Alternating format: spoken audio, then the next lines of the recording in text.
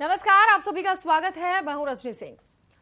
Budget पर चर्चा, सदन में हंगामा। जी हां, कुछ यही आसार आज नजर आ रहे हैं। यूपी विधानसभा के बजट सत्र का आज 5वां दिन है। कल वित्त मंत्री सुरेश खन्ना ने राज्य का अब तक का सबसे बड़ा 6.15 करोड़ रुपए का बजट पेश किया था।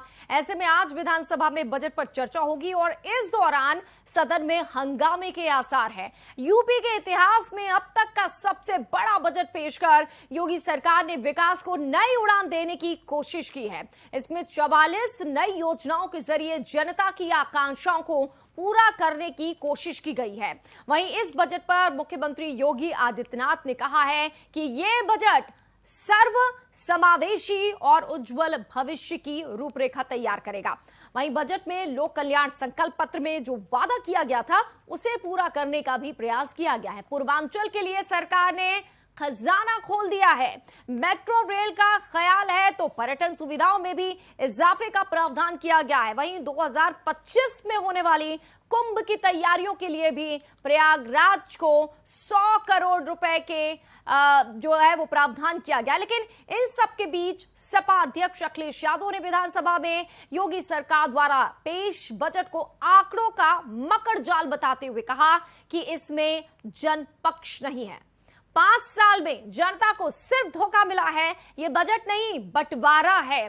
तो वहीं बसपा प्रमुख मायावती ने ट्वीट अटैक करते हुए लिखा था, यूपी सरकार का बजट प्रथम दृष्टता वही घिसा पिटा व अविश्वसनीय तथा जनहित एवं जन कल्याण में भी खासकर प्रदेश में छाई हुई गरीबी, बेरोजगारी व गड्ढा युक्त बदहाल स्थिति के मामले में अंधे कुएं जैसा है।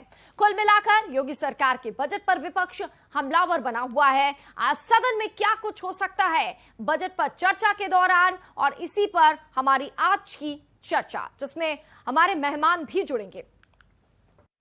बजट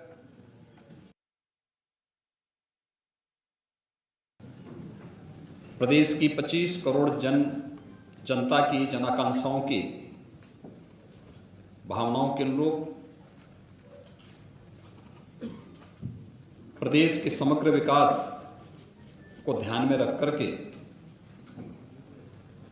गांव, गरीब, किसान, नौजवान, महिलाएं, श्रमिक और समाज के प्रत्येक तबके को ध्यान में रख करके बनाया गया है। आदरणीय प्रधानमंत्री जी के नेतृत्व में, उनके मार्गदर्शन में लोक कल्याण संकल्प पत्र की भावनाओं के अनुरूप देश की सबसे बड़ी आबादी का राज्य उत्तर प्रदेश उन जन आकांक्षाओं की पूर्ति कर सके और समग्र विकास के लक्ष्य को प्राप्त करने में सहायक हो सके, इस दिशा से उत्तर प्रदेश सरकार का यह बजट 5 वर्षों का एक विजन भी है, जो प्रदेश के सर्वसमावेशी समग्र विकास के साथ साथ एक उज्जवल भविष्य की रूपरेखा भी तैयार करेगा। और ये बजट नहीं, ये बंटवारा है। नेता विपक्ष कितना नंबर देंगे? नेता विपक्ष इस सरकार को इसलिए नंबर नहीं देंगे जिन्होंने पिछले 5 साल का अपना संकल्प पत्र पूरा ना किया हो। उनसे क्या उम्मीद कर सकते हो इस छठे बजट में? सबसे बड़ा बजट है अब तक का। हर साल इस तरह बजट बढ़कर के आएगा। जो अगली बार बजट आएगा वो इससे बड़ा बजट आएगा, वो उस समय का सबसे बड़ा बजट होगा। नहीं, रेटिंग हम इसलिए नहीं करेंगे कि सरकार का, देखिए कहने का तरीका क्या है। मैं अपने पत्रकार साथियों से भी कहूंगा, क्योंकि सरकार के लोगों से आपको मिलने का मौका मिलेगा। ये बजट में कहते हैं हमने किसानों को गन्ने का भुगतान इतना किया है, लेकिन ये सरकार बकाया क्यों नहीं बताती है? सरकार ये कहती है अनएम्प्लॉयमेंट रेट ये है, तो सरकार एम्प्लॉयमेंट रेट क्यों नहीं बताती है? सरकार कह रही है आत्मनिर्भर बनाने का बजट है उत्तर प्रदेश के लिए। आत्मनिर्भर तो है ही नौजवान, जिन पे नौकरी और रोजगार है ही नहीं किसी पर। तो लगातार घेर रहे हैं अखिलेश सदन से लेकर सड़क तक और बजट को लेकर प्रतिक्रिया भी। सुनिए, हमारे साथ अब मेहमान जुड़ गए हैं वरिष्ठ पत्रकार राहुल लाल जी और सपा की तरफ से प्रवक्ता नितेंद्र यादव। दोनों का बहुत बहुत स्वागत है। राहुल लाल जी, बजट जब हुआ था तो एक तो सबसे बड़ा बजट है, उस पर संकल्प जो है उन 130 में से 97 संकल्पों को इसमें लिया गया है और कहा जा रहा है कि 1 ट्रिलियन जो इकोनॉमी है उसका ये सहभागी होगा। खूब वाहवाही हो रही है, लेकिन विपक्ष को ये सब रास नहीं आ रहा है। देखिए रजनी जी, जो बजट को मैंने काफी ध्यान से देखा है, इस समय देश के समक्ष कई आर्थिक चुनौती है। तो इन आर्थिक चुनौतियों के कारण एक तरह से राज्य सरकार के आय के स्रोत सीमित हो जाता है, लेकिन उसके बावजूद भी जो बजट बनाया गया है उसमें सबसे महत्वपूर्ण चीज जिसके तरफ मैंने ध्यान दिया कि एक तरह से राजकोषीय घाटे का लक्ष्य 81,000 करोड़ रुपया पे राजकोषीय घाटा रखा गया है। वो 4.2% से ज्यादा नहीं होना चाहिए, तो वो लगभग 3.9% पे रोक के रखा गया है। और उसके बाद अलग अलग सभी क्षेत्रों में तो बड़ी प्राथमिकता के साथ उन संसाधनों का बंटवारा किया गया है। तो एक तरह से जब आपके पास आय के साधन कम हो रहे हो, तमाम एक तरह से विपरीत परिस्थितियां हो, उसके बावजूद भी एक बड़ा बजट प्रस्तुत किया गया और तमाम क्षेत्रों को इसमें समाहित करने का इसमें प्रयास किया गया है।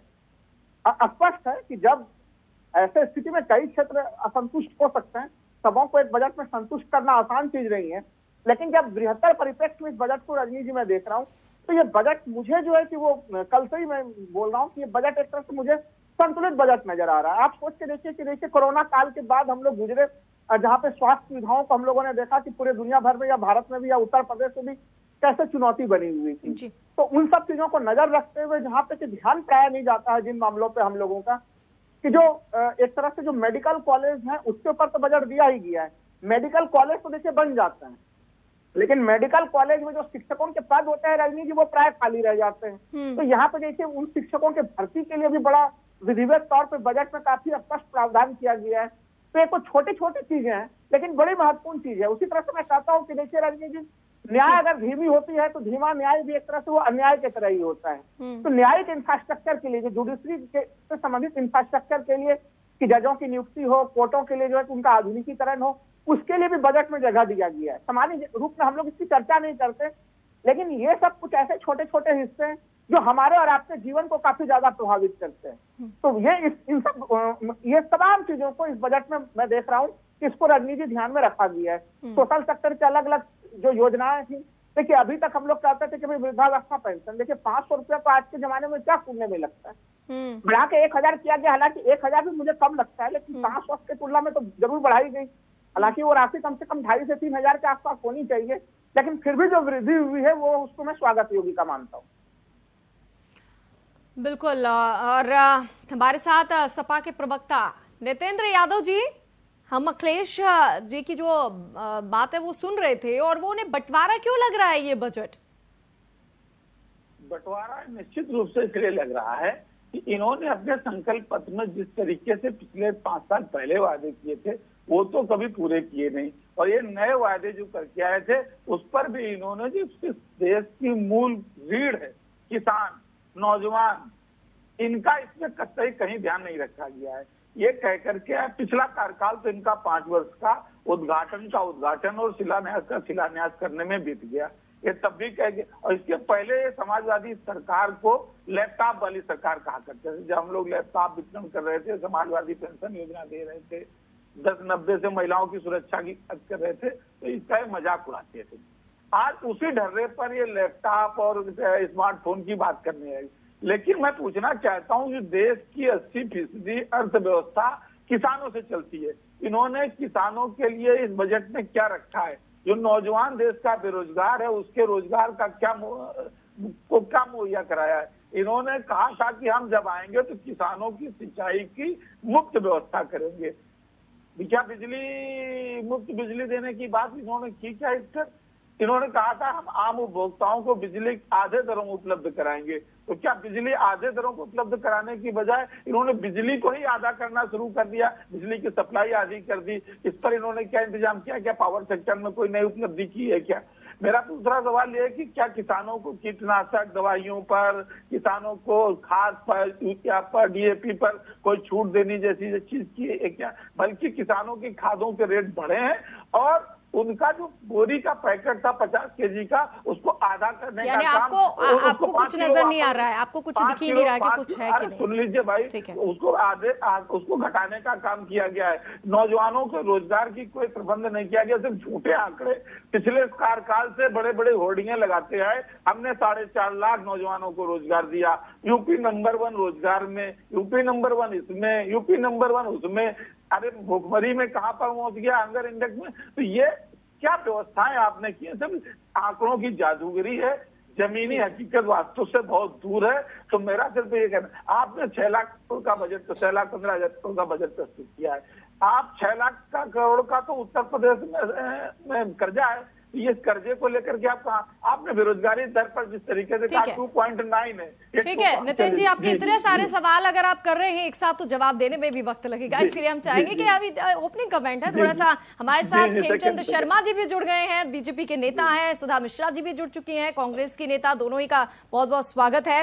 खेमचंद जी, जब ये बजट हुआ तो वित्त मंत्री ने एक शायरी कही थी, अब आपको याद है कि नहीं, मैं वहीं से आपका सवाल शुरू करूंगी। उन्होंने कहा था, मेरे जुनून से नतीजा जरूर निकलेगा, इसी स्याह समुंदर से नूर निकलेगा। कौन सा नूर निकल रहा है? विपक्ष को वो नजर नहीं आ रहा, बेनूर नजर आ रही है पूरी दुनिया और सब कुछ, पूरा का पूरा बजट।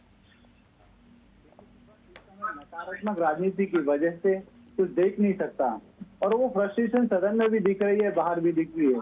सदन में किस तरीके से मर्यादा का भंग किया जाता है, अमर्यादित शब्दों का उपयोग किया जाता है, किस तरीके से फ्रस्ट्रेट हो जाते हैं। भाई आपको पूरा सुना था, अभी आप और बोलो, आप शुरुआत बोल लो, नहीं गलत शुरुआत कर रहे हो आप। बजट पर आइए, वो घटना हो चुकी है और उस पर जो शुरुआत हुई है भारतीय जनता पार्टी की तरफ से हुई है, ये आदर्श। नितिन यादव जी, देखिए आपने लगातार आप एक के बाद एक सवाल करते रहे, या तो आपको पहले उससे जवाब देने था, आपको पता था कि ये मुद्दा उठेगा, ठीक है, तो आप थोड़ा सा उनको पहले बोल लेने दीजिए ना सर। ओपनिंग कमेंट्स है, फिर सुधा जी भी हमारे साथ है, टाइम खत्म हो जाएगा, बात हो नहीं पाएगी, उसके बाद मैं आ रही हूँ आपके पास। बजट पे बोले, बजट पे, उस पर नहीं। ठीक है खेमचंद शर्मा जी, बजट पे बोलने के लिए इनके पास कुछ नहीं है। देखिए इसी तरीके से सदन में इनके नेताओं ने हमारे उप मुख्यमंत्री पे अभद्र टिप्पणी करी, और वैसे ही आपके ये भी डिबेट में कर रहे हैं। 5 मिनट इनको सुना है, देखो मैं भी आपको नहीं बोलने देना, देखिए मैं भी आपको रोक सकता था, आप बोलेंगे तो बोलने दूंगा, उस पर जाएंगे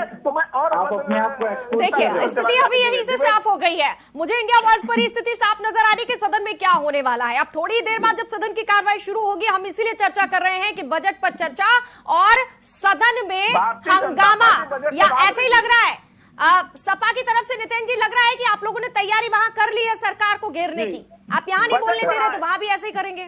नहीं, सरकार को घेरने की तैयारी नहीं करी है मैडम, इन्होंने हल्ला मचाने की तैयारी करी है, इन्होंने लोकतंत्र को खत्म करने की तैयारी की है, इन्होंने गुंडागर्दी की तैयारी करी है। जो इनकी रीति नीति है, इनकी संस्कृति है, उसको फिर से उन्हें प्रदर्शित करने की इन्होंने तैयारी की है। अगर ये वैसा नहीं करते तो सुने। अब मैं आपको जवाब देता हूँ, 6,15,000 करोड़ का बजट है, जिसमें हर सेक्टर को छुआ गया है। आप एनर्जी की बात करते हो, आपको पता है कि कितना हम लोगों ने रिन्यूएबल एनर्जी पे एक्सटेंशन किया है। अभी 2,000 मेगावाट से ज्यादा रिन्यूएबल एनर्जी उत्तर प्रदेश में जनरेट हो रही है। 9,000 मेगावाट और एडिशनल कैपेसिटी इंक्रीज करने का हमारा प्लान है। इस समय कम से कम 18 से 22 घंटे बिजली गांव में आ रही है और 22 से 24 घंटे बिजली टाउन और शहरों में आ रही है। आपके समय में 7 से 8 घंटे से ज्यादा बिजली आती नहीं थी। चुनाव प्रचार में भी आपके नेताओं को और आपके अध्यक्ष को मुखी खानी पड़ी। जब भी बिजली की बात करते थे लोग कहते नहीं तुम झूठ बोल रहे हो, क्योंकि आपके समय तो बिजली आती नहीं थी। अब बिजली पूर्ण रूप से आ रही है, अच्छी तरीके से आ रही है। वैसे ही आपको मुखी खानी पड़ी कानून व्यवस्था पे, वैसे ही आपको मुखी खानी पड़ी वहाँ बहन बेटी सोचाओं के लिए, जिस तरीके से हमने नई यूनिट बनाई, जिस तरीके से हमने नई हेल्पलाइन बनाई। आपको मुंह खानी पड़ी जो युवाओं की बात आती है। आपके समय में बेरोजगारी की दर बहुत ज्यादा थी, आज 2.9% है, और आप कहते हो कि आपको दिखता नहीं है। अरे जब बेरोजगारी की दर कम है तो इसका मतलब जो रोजगार है वो लोगों को मिल रहे हैं, और आपके नेता कहते हैं कि रोजगारी की दर क्यों नहीं बताते। इसका मतलब आप कहाँ से पढ़े हो, आप किस तरीके की राजनीति करना चाहते हो, किस तरीके की बातें आप मीडिया में रखना चाहते हो। आपको दिखाई नहीं देता कि इस समय जो सोशल सिक्योरिटी जो कंपलसरी है, सोशल सिक्योरिटी को इम्प्रूव किया गया है। मतलब जो बुजुर्ग हैं, जो विधवा हैं, उनकी जो पेंशन को डबल किया गया है। आपको दिखता नहीं हेल्थ इंफ्रास्ट्रक्चर को बूस्ट करने के लिए, मजबूत करने के लिए 14 मेडिकल कॉलेज को मजबूत करने का काम किया है। अरे आप सुन लीजिए, आप सिर्फ हो गए, आप फिर फ्रस्ट्रेट हो गए। इसी को गुंडागर्दी कहते हैं, इसी को लोकतंत्र की चलिए हत्या ठीक है, कहते हैं, दोनों नेता इसी को समाजवादी पार्टी का आपस में नेता वाद विवाद कहते हैं। कर रहे हैं। अब एक और मेहमान हमारे साथ हैं, उनको भी तो बोलने का मौका मिला ही नहीं है। ओपनिंग कमेंट्स उनके पास लेंगे। दोनों मेहमानों से गुजारिश है, देखिए बीजेपी के नेता खेमचंद शर्मा जी सुन लीजिए थोड़ा सा, और सपा के प्रवक्ता नितेंद्र यादव जी, एक और मेहमान हमारे साथ है, चुपचाप सुन रही हैं, कांग्रेस की नेता सुधा मिश्रा जी, उनको भी थोड़ा सा विचार रखने का मौका देते हैं, उसके बाद आप करिएगा बार पलटवार। हम उसी के लिए ही ये डिबेट कर रहे हैं। हाँ सुधा मिश्रा जी, अब हम क्योंकि चर्चा कर रहे हैं, बजट तो पेश हो गया, पहली प्रतिक्रिया बजट को लेकर भी, और उसके बाद ये जो हंगामे की विपक्ष की तैयारी है, इस सबसे क्या निकल कर आएगा सामने? रजनी जी, जब भी हम कोई बात शुरुआत करते हैं, क्योंकि हमारा बजट आया है और उम्मीद हमारा यही है कि जनता के भले के जो प्रस्ताव पारित किए गए हैं और जो दिख रहे हैं वैसा हो जाए, क्योंकि पिछले बजट में बातें बहुत बड़ी बड़ी थी, लेकिन जो वादे किए गए थे, जो चीजें मिल के आ रही थी, वो उस तरह वैसा हुआ नहीं। जब कोई कार्य चाहिए के अर्थ में लिखा गया होता है तो उसका इम्प्लीमेंटेशन कितना हुआ है, कैसे किया गया है, कितना उसमें कार्य हुआ है, इसकी बहुत जरूरत होती है। ऐसा नहीं कि सरकार पहली बार आई है, सरकार 5 साल पहले काम कर चुकी है। ऐसी बहुत सी योजनाएं हैं जिसमें पहले भी प्रस्ताव दिए गए थे, पैसे दिए गए थे और वो कार्य शुरू भी हुआ था बहुत जोर शोर से, लेकिन बीच में ही सब बंद हो गया था। बात करते हैं ये लोग जब भी फ्री या फिर बिजली या फिर किसान की जब भी बात होती है तो दूसरों को घेरने का काम करते हैं, जबकि दूसरों के ही कार्यों को इनको आगे बढ़ाना होता है, अपना कुछ नया कुछ नहीं होता है। बस पत्रकार भाई बैठे हुए उन्होंने कहा था कि बिल्कुल जो चीज दिख रही है वो आशा दिलाने वाली है, लेकिन आशा 500 का 1000 कर देने से आप जानते हो कि 1000 रुपए में सिलेंडर भी खरीद पाएंगे वो। तो जो चीजें हम आगे कर रहे हैं, सिलेंडर भी तो दे रहे हैं, जो वादे किए वो पूरा कर रहे हैं। आप लोग ही तो कहते हैं वादा करते हैं, पूरा नहीं करते। नहीं रजनी जी, मैं आ रही हूँ पे, वादा करके पूरा करना और कितना व्यक्ति के आय के लिए कितना जरूरी है, कितना उसमें उसको एकदम में लाभ की बात होती है ना। जब मैं अभी आपने परसों के न्यूज में देखा होगा कि महिलाओं ने 1.25 करोड़ महिलाओं की नौकरी छूट गई, ये भारत की पूरी थी। मैं सिर्फ यूपी की बात नहीं कर रही हूँ। तो आप देखिए कि अगर आप रोजगार देने की बात कर रहे हो तो जब आपकी आधी आबादी ही नौकरियां उनसे दूर हो रही हैं, तो जो हम बड़े बड़े वादे तो कर रहे होते हैं, दावे कर रहे होते हैं, लेकिन जो जमीनी स्तर पे बातें होती हैं उनकी बातें कोई, आंकड़े सबके पास है, जो आंकड़े दिए गए, जो प्रस्ताव आया, जो बजट आया, उसकी बार बार बात करने से कोई फायदा तो है नहीं, क्योंकि वो आंकड़े सबके पास लोग देख सकते हैं, क्योंकि सूचना में आप हर चीज को देख के पा सकते हो। लेकिन जमीनी स्तर पे क्या किया जा रहा है, प्रश्न इसका होता है। और जो अरे तो देखिए ना, जब कोई बजट आता है, चाहे वो कांग्रेस का हो, सपा का हो, किसी का भी हो, पहले तो आंकड़े ही आते हैं ना मैडम, उसके बाद ही तो अपनी जगह पहले दिन ही तो सब कुछ नहीं हो जाएगा। 5 साल से भी बजट आ रहा था, उसके भी आंकड़े आ रहे थे, कितना कार्य हुआ, इनको अपने चुनाव प्रचार में बोलना पड़ा कि हम कार्य नहीं कर पाए, अब कर लेंगे। तो मेन बात है कि जो आशा दिख रही है और जिस तरह से लोग कहते हैं कि लोग हमें खत्म करना चाहते हैं लोकतंत्र की,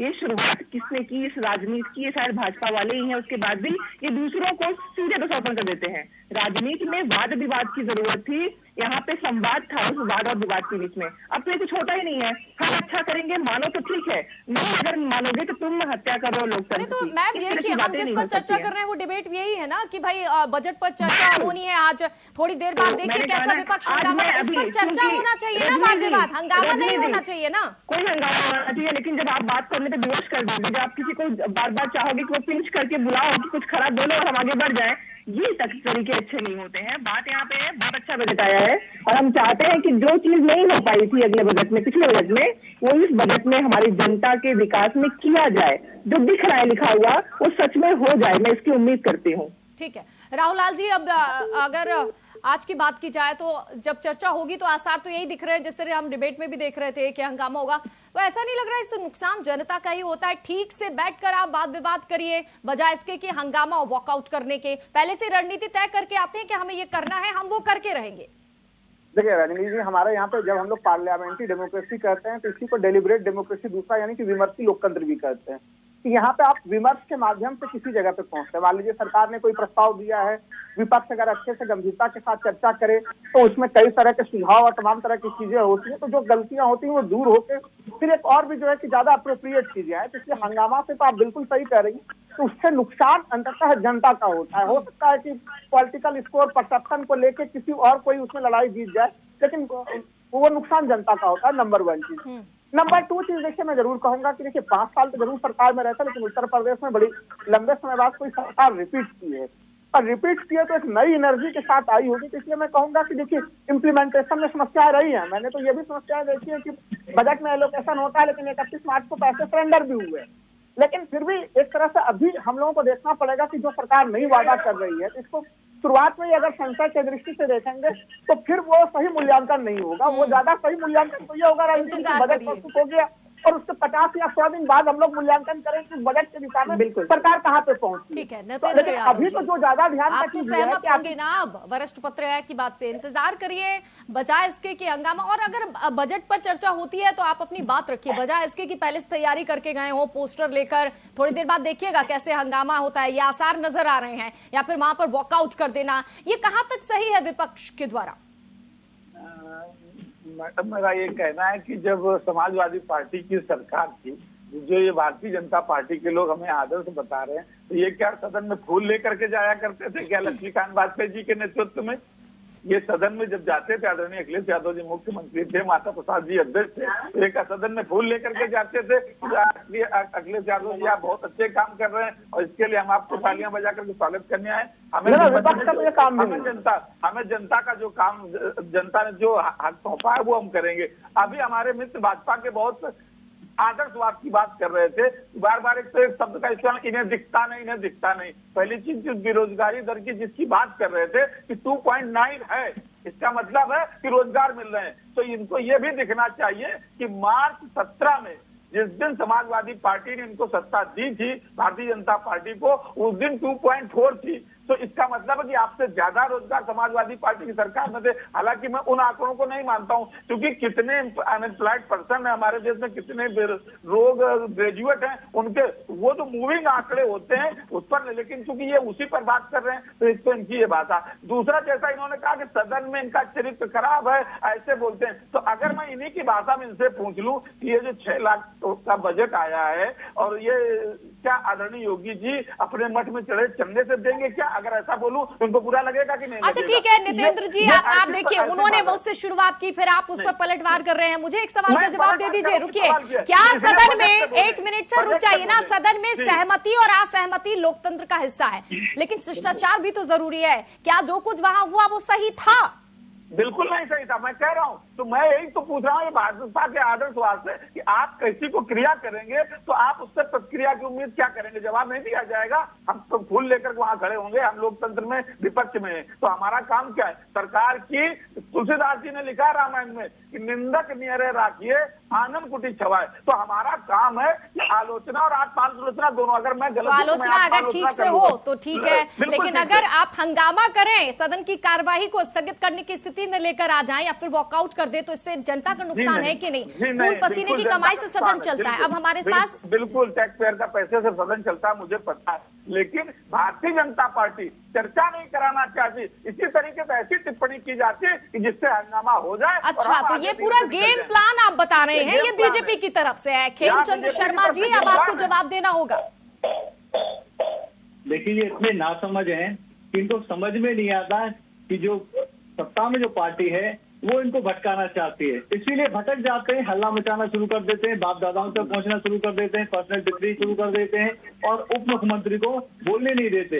जब विपक्ष के नेता बोलते हैं, घंटों बोलते हैं, सब प्यार से सुनते हैं, सब उनको समझते हैं, सब उनको बोलने देते हैं, लेकिन जब उप मुख्यमंत्री बोलते हैं तो उनको बोलने नहीं देते। इतने ना समझेंगे कि इनको कोई भी भटका सकता है, कोई भी इनको गुस्सा दिला सकता है, कोई भी इनसे अभद्र काम करा सकता है। ये अपना, इनके पास कोई दिमाग नहीं है। दूसरा, विपक्ष की ड्यूटी क्या होती है कि सदन में बजट आया, बजट के हर डिपार्टमेंट चुप रहिए, आप चुप रहिए। फिर से आप दिखा रहे हैं कि आप अपने दिमाग से नहीं चलते, आप फिर से प्रतिक्रिया दे रहे हैं। आपने अपने दिमाग है तो अपने समय में प्रतिक्रिया दीजिए। अगर आपने संतुलित दिमाग है, अगर आपने संतुलित दिमाग है तो जब आपको समय दिया गया था तो अपनी बात रखिए। जब मैं बात रख रहा हूँ बीच में टोका टिप्पणी कर रहे हो, इसका मतलब आपने संतुलित दिमाग नहीं है। और सुनिए, मैं बिल्कुल सही शब्दों का इस्तेमाल कर रहा हूँ क्योंकि आपने पहले भी यही किया, आप फिर वही कर रहे हैं। इसका मतलब आपने संतुलित समझ नहीं है, आपने पूर्ण समझ नहीं है। विपक्ष का काम है, जब बजट प्रस्तुत हुआ है हर डिपार्टमेंट से वो अपनी टिप्पणी करें, अपने डिपार्टमेंट में एक तरीके से वो पैरेलल बजट के प्रस्ताव लाएं, वो बताएं कि शिक्षा में कितना काम होना चाहिए, वो बताएं कि उसमें चलिए, तो कहाँ जिस कमी तरीके है, से यहाँ वो पर बताएं कि चर्चा infrastructure में development में लगातार कहाँ कमी जो है उनको आसार बताना हंगामे की चाहिए दिख रही रहे हैं। आपको department कुछ यही कि कहाँ सदन में भी कहाँ होगा, काम होने वो चाहिए। तस्वीर भी आप तक पेश करेंगे। लेकिन तमाम लोगों ने चर्चा में जो भाग लिया है, खेमचंद शर्मा जी, सुधा मिश्रा जी, नितेंद्र यादव जी और राहुल लाल जी, बहुत बहुत शुक्रिया चर्चा में भाग लेने के लिए। तो बजट पर चर्चा और सदन में हंगामा, देखते हैं आसार तो यही नजर आते होते हैं क्या। लेकिन आप बने रहे हमारे साथ, तमाम खबरों के लिए इस खास पेशकश में फिलहाल के लिए इतना ही।